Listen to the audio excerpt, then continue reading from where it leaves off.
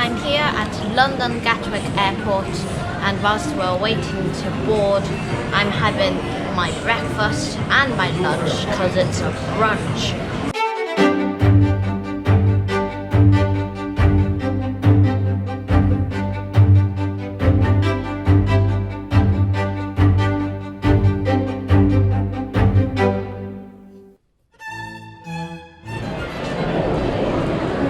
I'm here at London Gatwick Airport, and today I'm going to be going to Odesa, Ukraine. Now, Odesa has produced many legendary violinists, and it's also my first time going to a new country, Ukraine, so it's going to be a big adventure, and I'm really, really excited.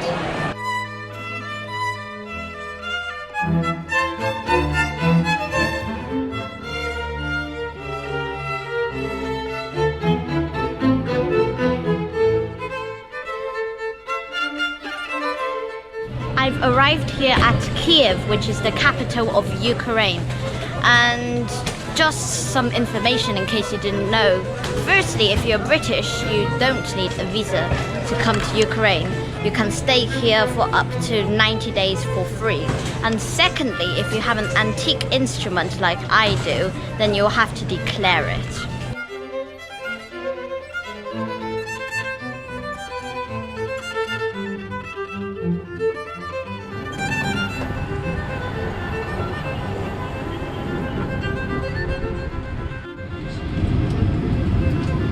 I'm on my next flight from Kiev to Odesa. Now, we didn't spend a lot of time in Kiev airport as we were literally running to get to declare our instruments, to the security, to the gate, but at least I made it. I'm very much out of breath now, but now at least I know I can relax. And I think if our flight hadn't been delayed for 15 minutes, then we would probably have missed this one, as our first flight was delayed for nearly an hour. But now it's time to relax, probably sleep a little bit, eat my apple and read my book.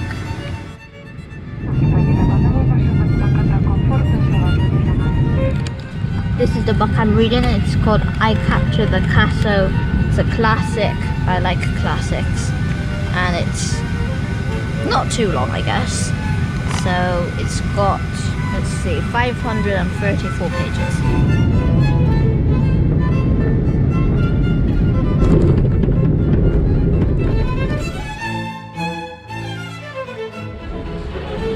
Last night I arrived here at Odesa, and our hotel is right at the port, and it's called Hotel Mozart.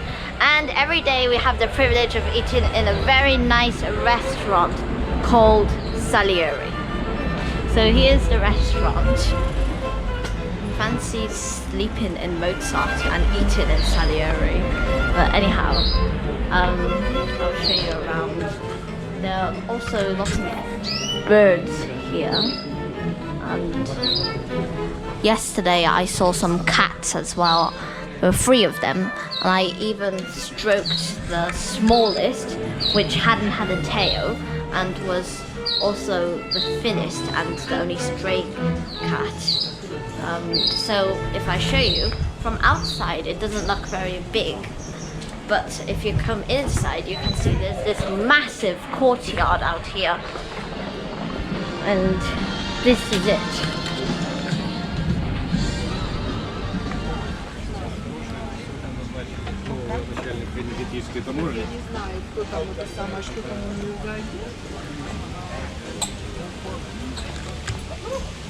There you can see there's a cat. I didn't see this one yesterday. This is one of them.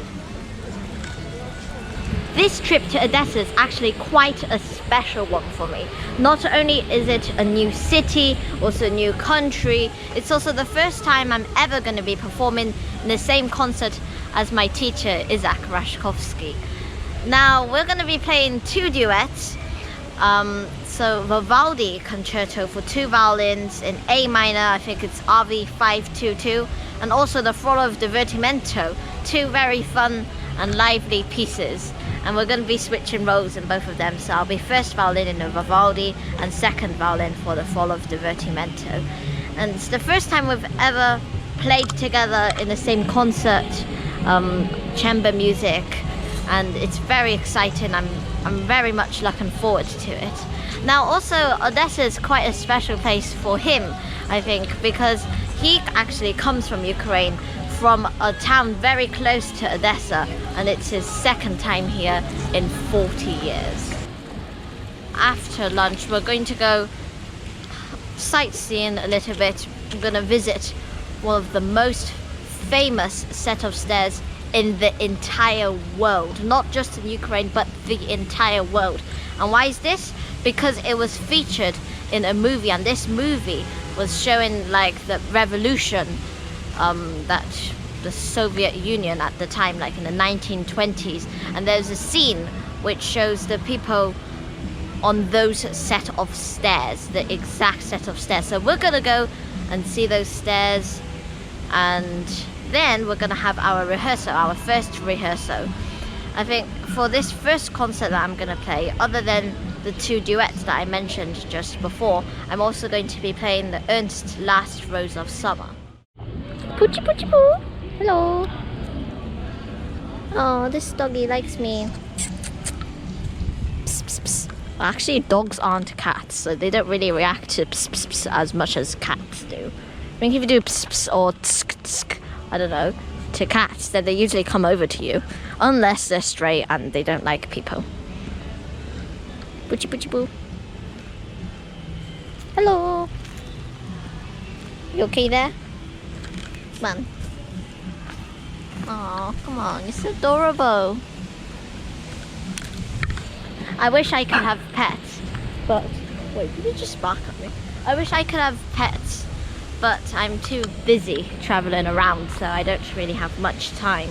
I used to have a hamster actually. Her name was Fluffy Twitchy Twinkle, but she was better known as Twitchy. But she sadly passed away when I was 9. Actually, she passed away on the day when I came back from Moscow after a competition that I played in. So that was very tragic. I mean, I was so excited when I came back home to meet my brother and my grandma who were at our home, and then when I came back I went to see Twitchy and she wasn't moving. And they said that they actually saw her alive the previous night when they fed her, but well, life goes on. Anyhow, more on the repertoire that I'm playing. So the two duets you already know, and the Last Rose of Summer that I'm gonna play, it's by Ernst, who was a virtuosic violinist, and he composed many really hard and technical pieces. But this piece, the Last Rose of Summer, is more to that. It actually comes from a song, and this song came from a poem, and this poem was called The Last Rose of Summer, and it was written by an Irish poet, and this Irish poet wrote it in the year 1805. And if you know what happened in England, well, in Great Britain in 1805, I searched on the internet and I found out that in 1805 there was a battle, and this battle was the Battle of Trafalgar.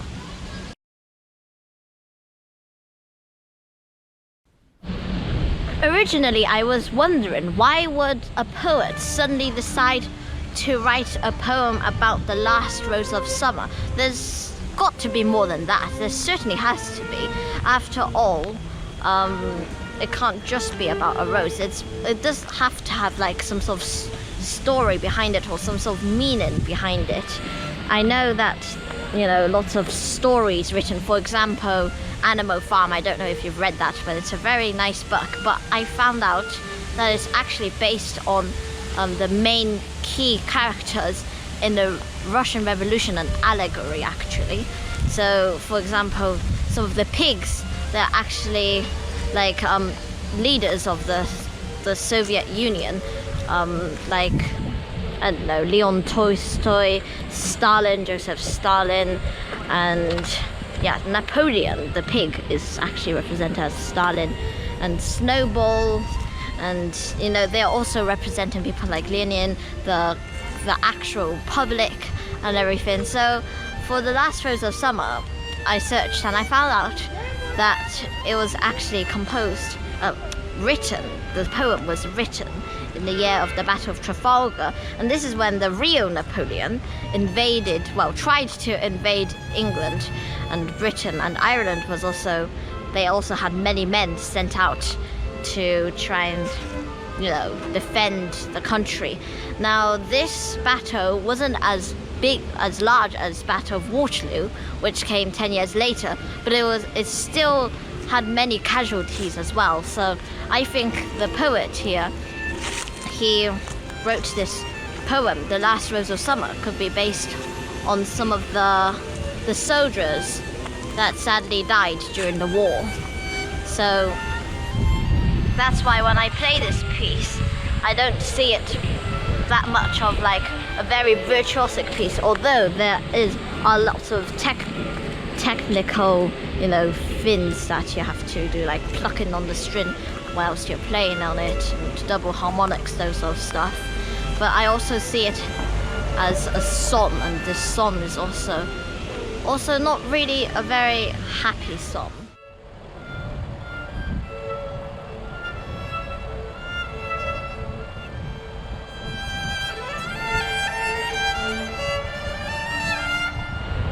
Behind me is the statue of Catherine the Great.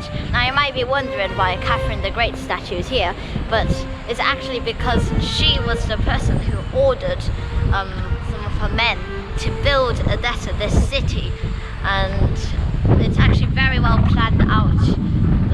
The roads are very straight, very similar to like New York, Manhattan, those sort of places. And here you can see it says the Emperor Ekaterine II, in Russian they call her Ekaterina and not Catherine, but you can see she's there at the very top, and these four men, there are four of them, these four men were the ones who are responsible in building this city. And if you want to know, you know, Odessa was actually named after the Greek city of Odessos, because they actually thought that Odessos used to actually was here, but it was actually a mistake, because Odessos is actually located in nowadays Varna in Bulgaria. But this is one of the very few cities in the entire world which the port here is a warm water port, which means that it doesn't actually freeze over during winter.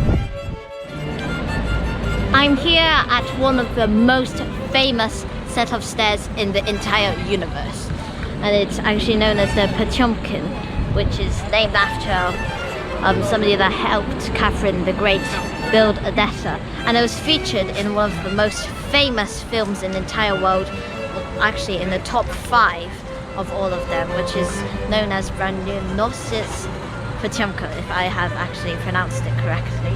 Now, this movie is actually also a very revolutionary movie at the time, because before this movie, all of these films, they were actually acted like in theatre, but this is the first one which also included like a montage. The director of this film was very, very clever. He thought that if you could add several clips together to make like a sort of montage, he basically invented it, and he's actually considered like the father of modern films. And the people he hired to, you know, act in his films, they were just normal people. They were not trained professionally to work in like theatre, but they were just normal people. And these set of stairs is where it actually, the most famous scene probably in the entire movie took place. Here I am at the Stolyevsky School. Now, Stolyevsky was a great teacher. He might not have been great as a violinist, but he really changed the way how music was taught. He made music fun for kids. let kids like learn the violin and among other instruments like as toys and not as something like very serious. And he also had the idea of making like a special type of school specifically designed for future musicians, also known as a music school.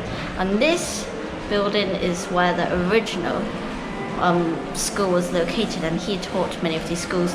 And all over the world there are also many other music schools like Menuhin School, Purcell in England, among many others, like also in Moscow, as well as many other countries. And this is a painting of him behind me. Now, among his students, there are like people like Nathan Milstein and David Oestreich. When David Oestreich he graduated, he actually didn't have any other like teachers, so he only had one teacher in his entire life, and that was Stolevsky, and he just taught himself right after he graduated all the way until his death. And you can see just how great Stolevsky's idea has actually played out. There are many great violinists that have all graduated from these type of schools. Now this school is also a boarding school, so you can also stay in here. And it's also got exit rooms. There's also a David Oistrakh room, which has many paintings, not paintings, but also photos of him. But unfortunately, right now there's an exam going on in there, so I can't show you. But it's also a very famous room.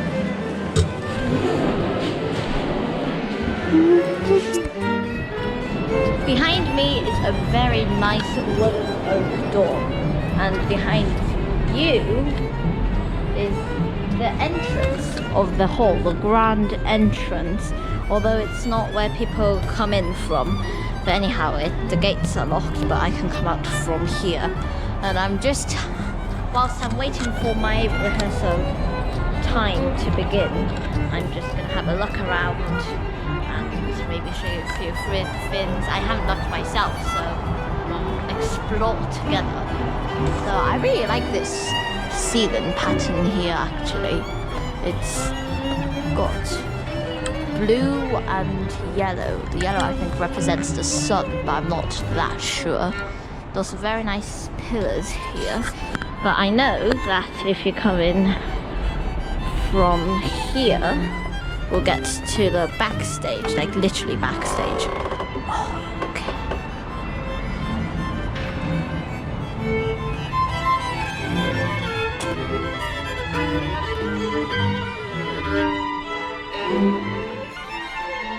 This is a stage.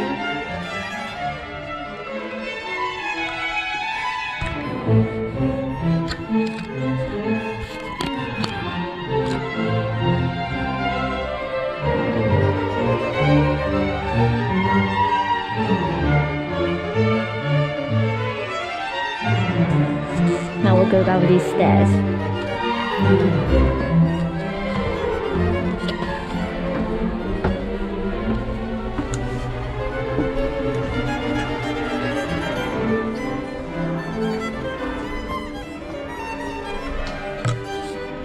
Okay.